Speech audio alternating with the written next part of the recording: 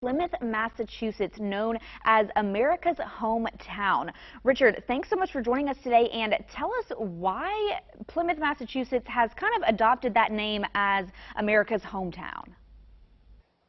Plymouth is America's hometown because it's New England's oldest town. It's one of the oldest towns in our nation, and because of its connections with the Mayflower, Pilgrims, Wampanoag, the first Thanksgiving, I think we just have a warm and fuzzy feeling about the town, and everybody feels at home when they come here. Now, a lot has happened from our humble beginnings in the past with the beginning of Plymouth, Massachusetts as America's hometown and the beginning of Thanksgiving. Why is that history so important to our future? This is the 400th anniversary of the publication of the Mayflower Compact. The Pilgrims felt it was so important that it was printed in England a year and a half later. It's the beginning of our nation's constitutional tradition, a commitment to the rule of law, the safe transfer of power, civility in social practice. And I think as a nation, we need to look backward in order to move forward. We can learn from those Americans that have gone before us. Now, we know that many other groups of people, including the Native Americans, all celebrated Thanksgiving technically way before we had what we call the first Thanksgiving in Plymouth. But why is that first Thanksgiving in Plymouth, Massachusetts considered to be the first one in our country? The emotional home of Thanksgiving is Plymouth because of the holidays associations with the Pilgrims and with the Wampanoag. And it was New Englanders that took the holiday to the rest of the nation. It was New Englanders that reached out toward the presidents to try to make it a national holiday. But that's not to say there are not other events and practices within the nation's history.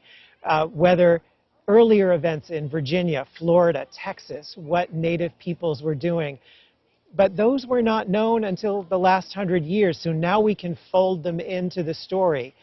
That's the wonderful thing about it, is everyone wants to be a part of the nation's tradition of giving thanks.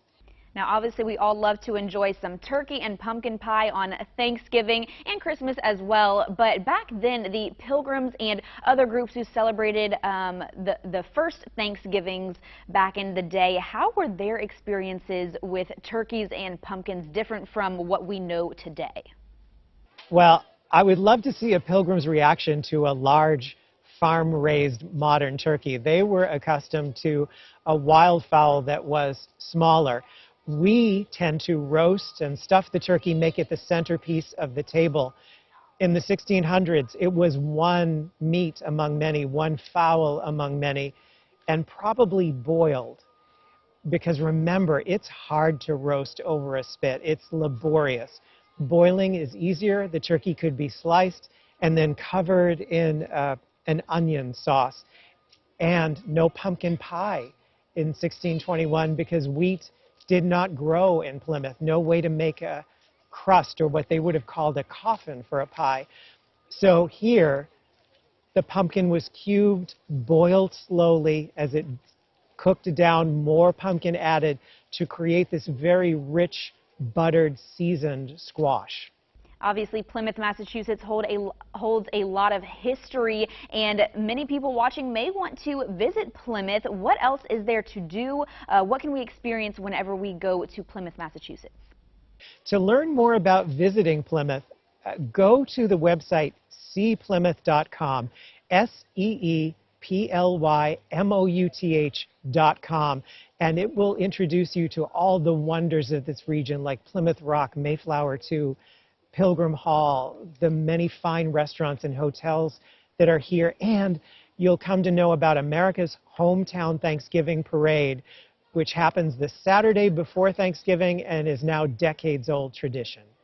You can visit seeplymouth.com if you would like to learn more about everything you can experience over in Plymouth, Massachusetts, America's hometown.